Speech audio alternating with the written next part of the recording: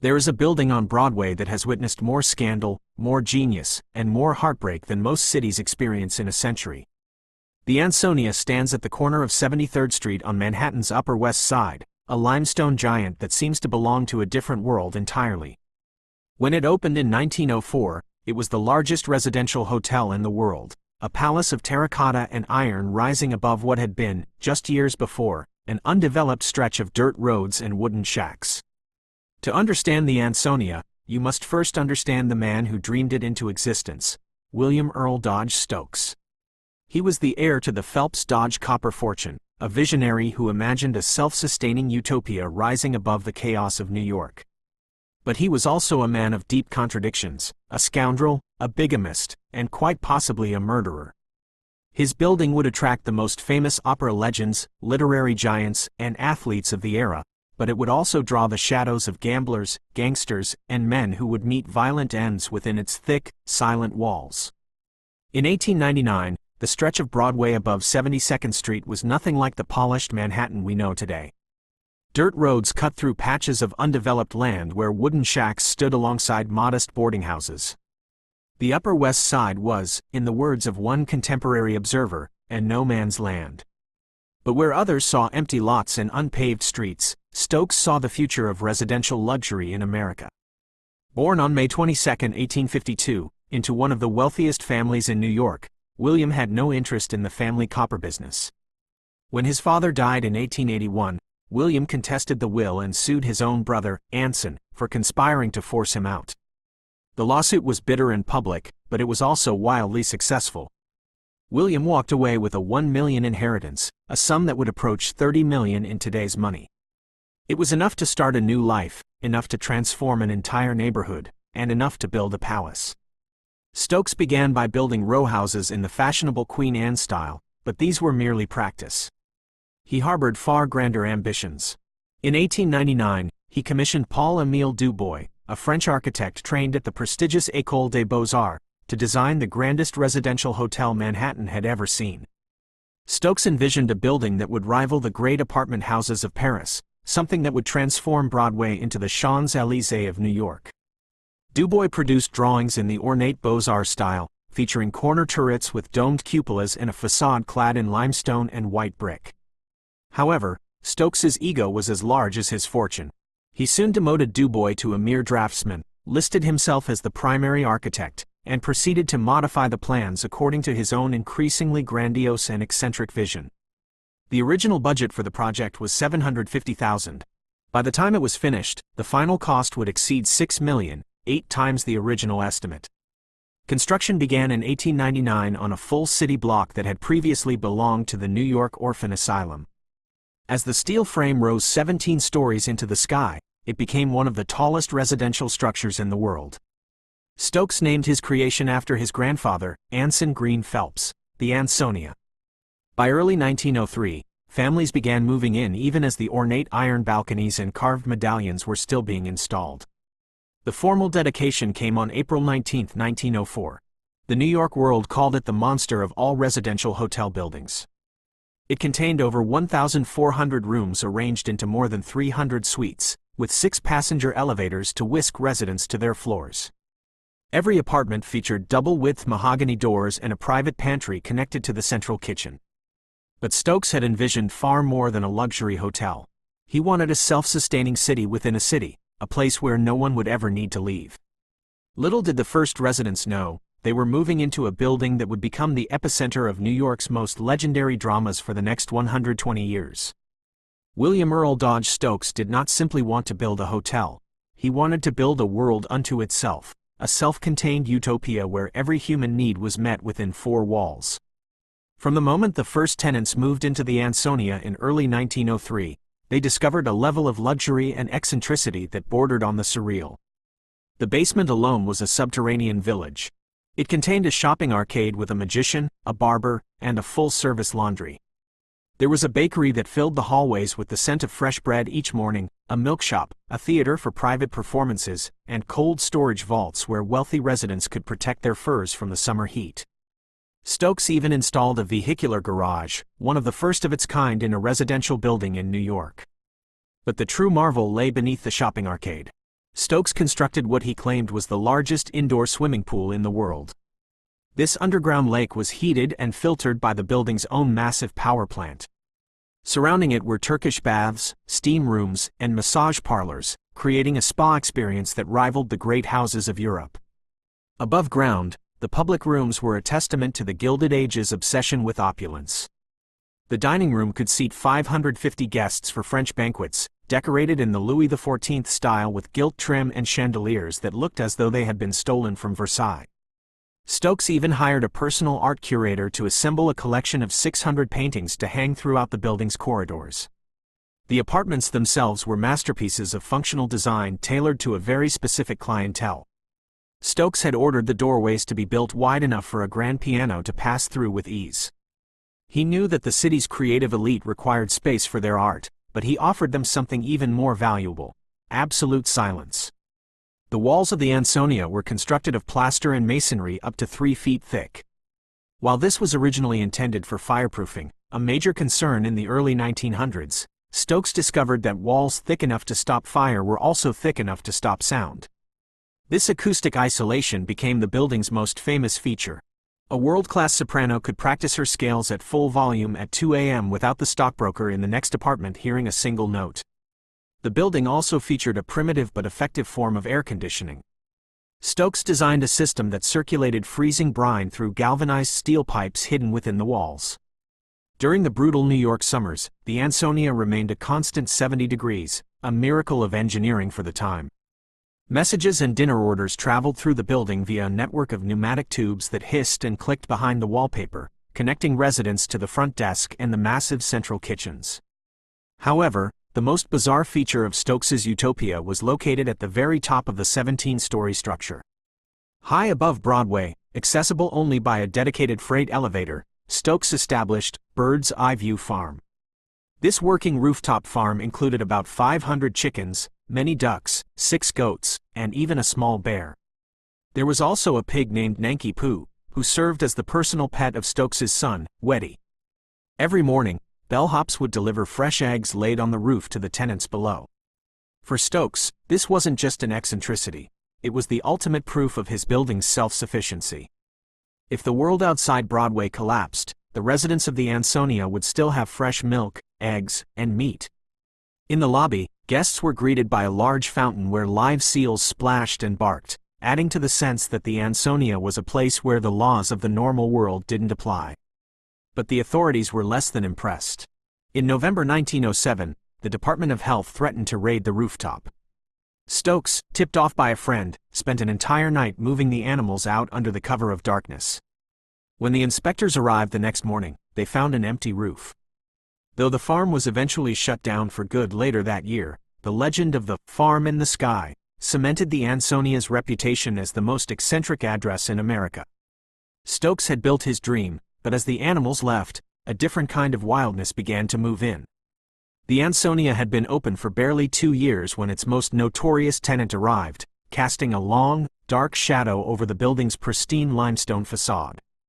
Albert James Adams checked into Suite 1579 in late 1905, seeking a refuge that his millions could no longer buy him in polite society. At 60 years old, Adams was a man whose name inspired both fear and fascination. The newspapers called him the Policy King, the undisputed ruler of the numbers racket, an illegal lottery that preyed on the city's poorest residents. At the height of his power, Adams was one of the wealthiest criminals in American history, pulling in more than $1 million a year at a time when a loaf of bread cost a few cents. He was a man who owned mansions and mining interests, yet a judge had once branded him the meanest man in New York. By the time he reached the Ansonia, Adams was a broken titan. He had recently been released from Sing Sing prison after serving a maximum sentence for his gambling empire. He claimed to have retired from the racket, writing a letter to the New York Times insisting he was a changed man. But the Ansonia was not just a home for him, it was a fortress. William Earl Dodge Stokes, ever the contrarian, welcomed the disgraced kingpin with open arms. Whether Stokes admired Adams's ruthlessness or simply coveted the high rent of Suite 1579 remains a matter of historical debate. For nearly a year, the Policy King lived a quiet, almost ghostly existence.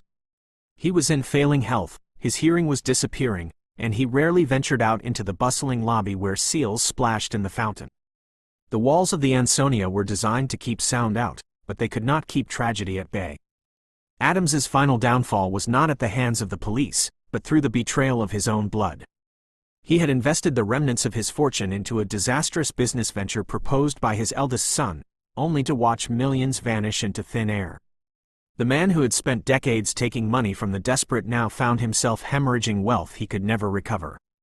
On the morning of October 1, 1906, the silence of Suite 1579 was shattered. A maid or an associate, reports vary, discovered Albert Adams dead of a single gunshot wound to the head. A revolver lay by his side. The coroner quickly ruled it a suicide, citing the loss of his fortune and his declining health as the motive. But the Ansonia was already a place where rumors grew like ivy. Whispers began to circulate that the policy king hadn't taken his own life. Some whispered about unpaid gambling debts to dangerous men. Others pointed to enemies from his criminal past who had finally caught up with him. Some even cast suspicious glances toward Stokes himself, though no evidence ever surfaced. Regardless of the truth, the damage to the building's reputation was permanent.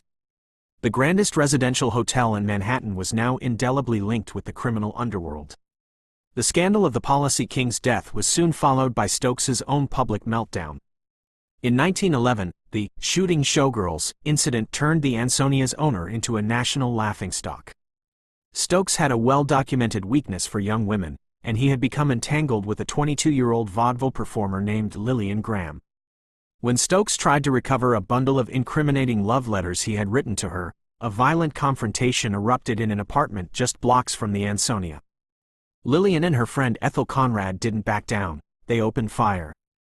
Stokes was shot 3 times, twice in the legs and once in the foot, and then pummeled by a group of neighbors who heard the women screaming. The subsequent trial was a tabloid sensation. The press dubbed the duo the "shooting showgirls," and when they were eventually acquitted on grounds of self-defense, they immediately went on tour to tell their story to sold-out crowds. Stokes, the man who built a palace to be his utopia, was now a public caricature of an aging, lecherous millionaire. His name was dragged through the mud, and his beloved Ansonia, though still magnificent, began to take on a darker, more cynical reputation. It was a place where luxury and violence lived in the same suite, and where the thick walls served as the perfect cover for secrets that were never meant to be told. Despite the dark headlines and the eccentricities of its owner, the Ansonia's thick walls and specialized engineering had created an accidental sanctuary for the world's greatest artists. By the 1910s and 20s, the building had transformed into what many called the Palace of the Muses. It became the unofficial headquarters of the Metropolitan Opera and the epicenter of New York's high culture. When Julio Gatti Casazza, the general manager of the Met, moved into the building in 1908, he sparked a migration of musical genius that Broadway had never seen before. The Ansonia offered something no other hotel could: the ability to practice without fear of eviction. In an era before modern soundproofing, the 3-foot-thick walls allowed the world's most powerful voices to soar at any hour of the night. Enrico Caruso, the legendary tenor and perhaps the first global media superstar, was a frequent presence in the building. While he maintained a suite at the Knickerbocker, he utilized the Ansonia as his private rehearsal hall, drawn by the acoustics that allowed his massive voice to ring out without disturbing a soul. Following him was the titan of conductors, Arturo Toscanini. The fierce Italian maestro, known for his obsession with perfection and his volcanic temper, found at the Ansonia the one thing he craved most: total isolation. From his suite, he could study complex scores for the New York Philharmonic in a silence so profound it felt as though the bustling city outside didn't exist. The hallways of the Ansonia became a vertical conservatory. On any given afternoon, a walk through the corridors was a sensory overload. Behind one mahogany door, Igor Stravinsky might be deconstructing the rhythms of modern music. Behind another, Sergei Rachmaninoff worked through the thunderous chords of his piano concertos. The great Russian bass Fyodor Shalapin and the composer Gustav Mahler were also residents, adding to the building's prestige. The pneumatic tube system, originally intended for dinner orders, now carried frantic notes between managers and divas, coordinating performances that would define the golden age of opera. It was a place where artistic rivalries simmered in the elevators and legendary collaborations were born over coffee in the palm courts. However, the Ansonia also attracted the colorful fringes of the performing arts. One of its most famous, and perhaps least talented, residents was Florence Foster Jenkins. A wealthy socialite with an indestructible ego, Jenkins believed she was a world-class soprano despite being tone-deaf and possessing a voice that critics later described as a terrible squawk. The Ansonia was the perfect home for her. Its soundproof walls protected the public from her practicing, allowing her to live in a delusion of grandeur until she finally rented Carnegie Hall for a performance that became a cult legend. Even the layout of the building was exploited for theatrical drama. Florenz Ziegfeld, the mastermind behind the Ziegfeld Follies, took advantage of the building's immense size and multiple entrances to manage his complicated personal life. He famously kept his wife, the actress Billie Burke, in one lavish suite while housing his mistress in another part of the building. Because the Ansonia was a labyrinth of grand staircases and secondary elevators, he managed to keep the two women from ever crossing paths for years. This period was the Ansonia's true peak. It was a golden era where the sound of target practice by Danish tenor Lauritz Melchior, who famously shot his pistol at targets in the long hallways, blended with the melodies of Puccini and Verdi. William Earl Dodge Stokes's vision of a self-sustaining utopia had failed as a farm, but it had succeeded beyond his wildest dreams as a fortress for the arts. For a brief moment in time, the most beautiful sounds in the world were all contained within a single block of New York limestone. But as the 1920s roared toward their conclusion, a different kind of drama was brewing, one that would lead from the luxury of an Ansonia suite to the greatest scandal in the history of American sports. In the fall of 1919, the thick, soundproof walls of the Ansonia, which had for so long protected the rehearsals of opera singers, were used to shield a much darker conversation. A group of men gathered in a suite on the Upper West Side, but they weren't there to discuss art or real estate. They were there to kill the soul of the American pastime. The men were members of the Chicago White Sox, the most dominant team in baseball. They had just won the American League pennant and were the heavy favorites to crush the Cincinnati Reds in the World Series. But the ringleader, first baseman Chick Gandil, had a plan to make more money in a week than he had made in his entire career. He intended to lose on purpose. That night at the Ansonia, the air was thick with cigar smoke and tension as Gandil laid out the terms to his teammates. The gamblers, backed by the enormous bankroll of Arnold Rothstein, promised $100,000 to be split among the players. It was a staggering sum. Among those in the room were the legendary, shoeless, Joe Jackson and the ace pitcher Eddie Cicotte. Cicotte was bitter. He had won 29 games that season, but his boss, the notoriously cheap Charles Comiskey, had benched him just to keep him from reaching a 30-game bonus. The resentment in that Ansonia suite was palpable. The players agreed to the fix, a betrayal that would forever be known as the Black Sox scandal. The 1919 World Series began on October 1st, and the signal that the fix was on happened just as the gamblers had requested. In the first inning, Cicotte hit the leadoff batter squarely in the back with his second pitch. From that moment, the series was a sham.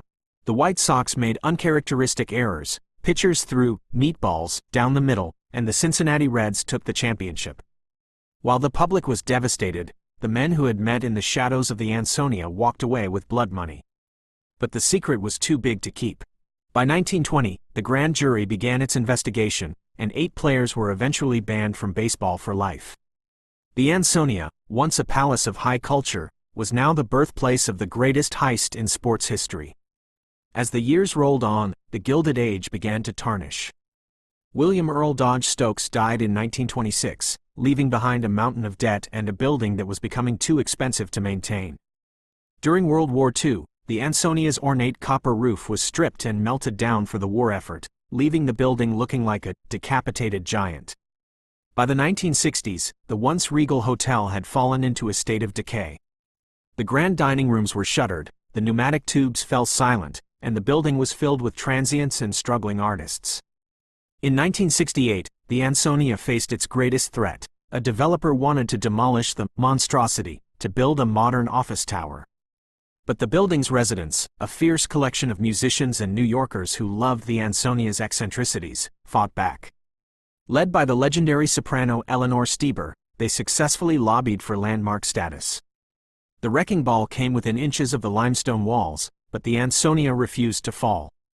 It survived the Great Depression, 2 world wars, and the urban decay of the 1970s. In the decades that followed, it underwent a massive restoration, transforming back into luxury condominiums. Today, the Ansonia remains a living museum. You can still see the wide doorways designed for grand pianos and the grand staircases where Stokes once walked with his pet pig. The farm is gone, the seals are long dead, and the gamblers have moved on, but the spirit of the Ansonia remains. It is a monument to the unbridled ambition of the Gilded Age, a building that was too big to fail and too strange to forget. It stands as a reminder that in New York City, even the most cursed palaces can find a way to survive against all odds. From the heights of the rooftop farm to the depths of the Black Sox conspiracy, the Ansonia has seen it all, and its walls still hold the secrets of a century of genius, scandal, and survival. Quote,